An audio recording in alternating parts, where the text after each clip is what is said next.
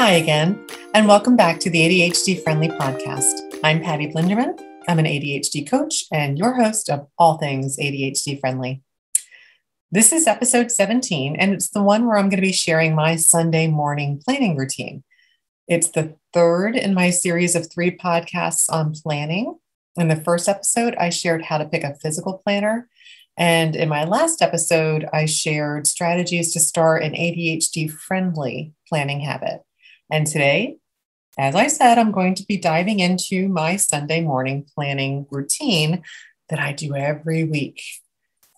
So let's dive in. Got my whiteboard behind me. Just want to let you know, if you're listening to this, it is going to be a very heavy visual podcast. So if you would like to see the tools that I'm sharing and the different planning systems that I'll be going into, please check out my YouTube channel, ADHD Friendly Podcast, where you'll be able to see everything that I'm demonstrating. So the first step that I do on Sunday morning is I gather my supplies. And my supplies include my weekly planning page, my planning sheets for daily plans.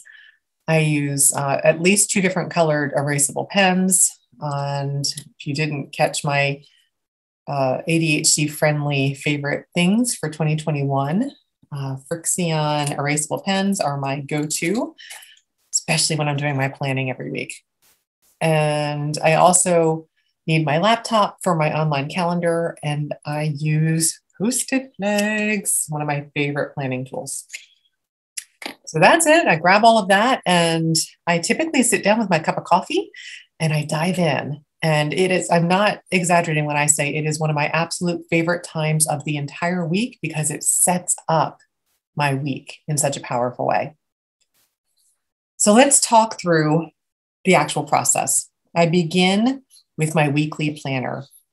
I shared earlier when I talked about planning tools. When you choose a planner, I really encourage picking one with a weekly view. The magic is in the weekly plan. And so that's where we begin. And it's the first place that I put structure around when I added planning time to my Sunday mornings.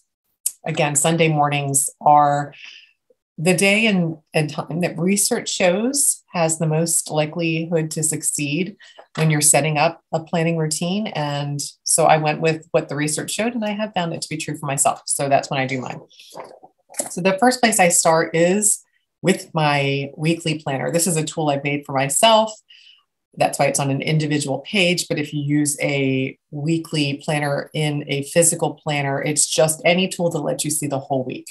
So I start with mine. And what I do first is I write out all of the concrete fixed appointments on my schedule.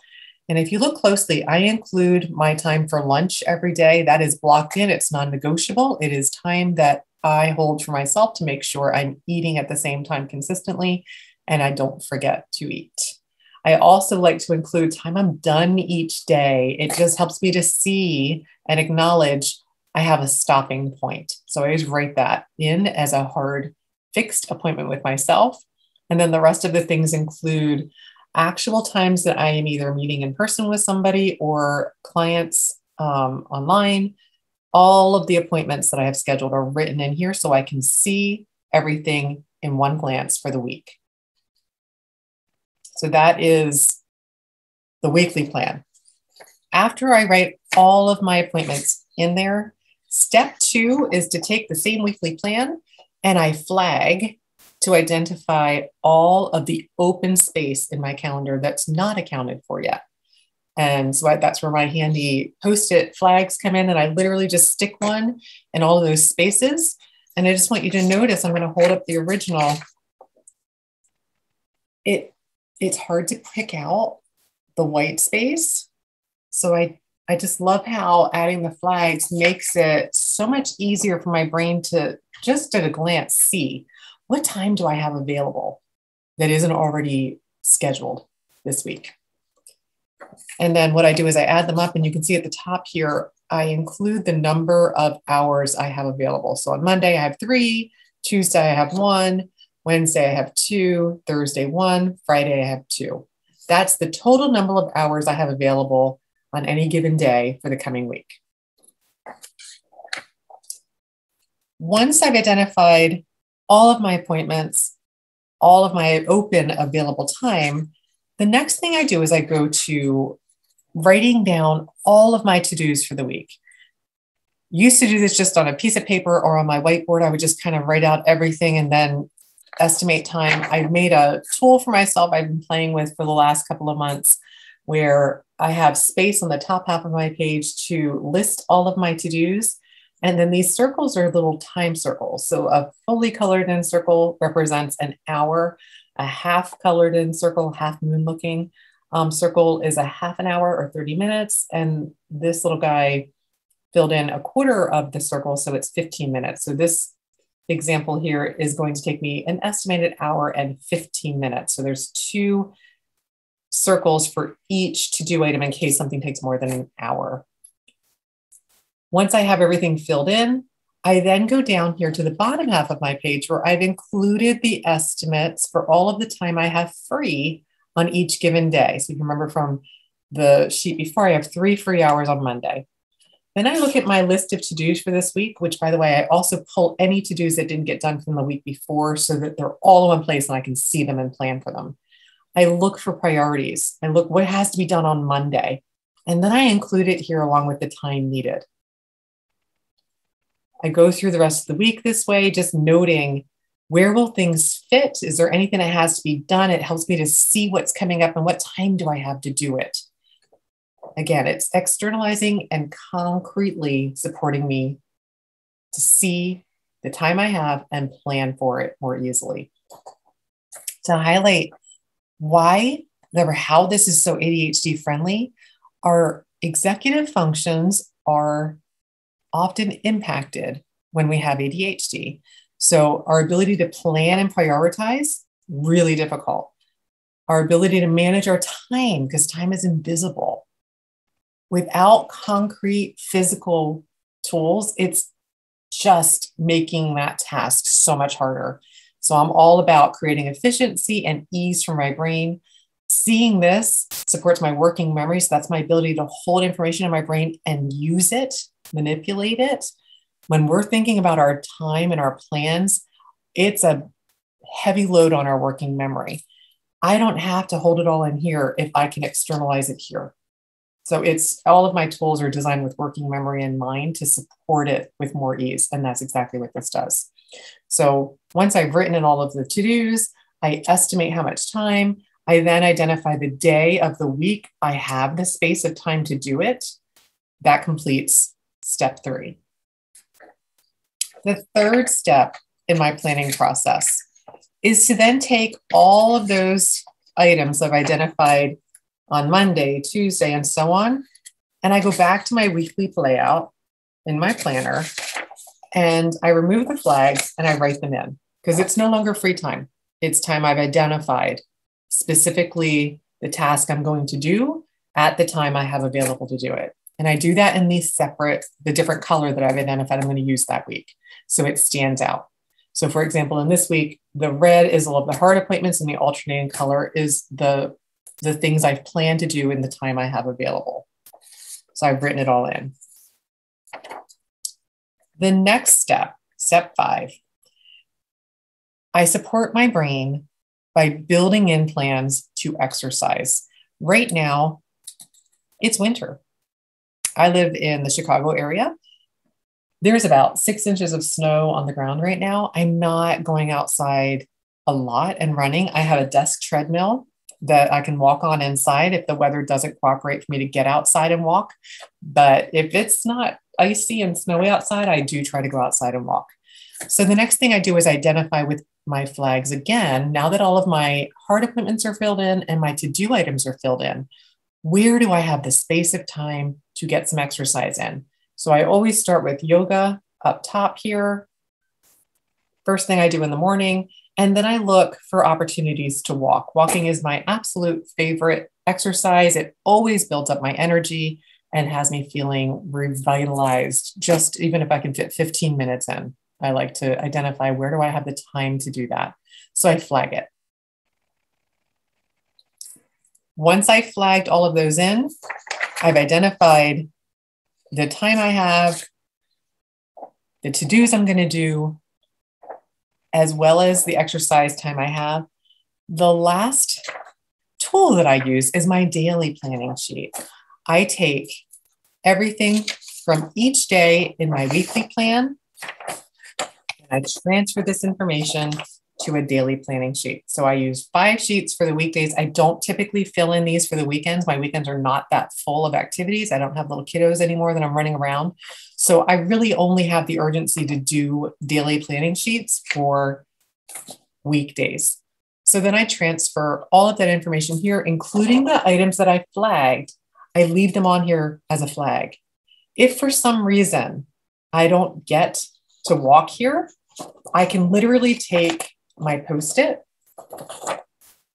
and look for where do I have time to move that to. I do have space after I record my podcast at the end of the day. I can move it.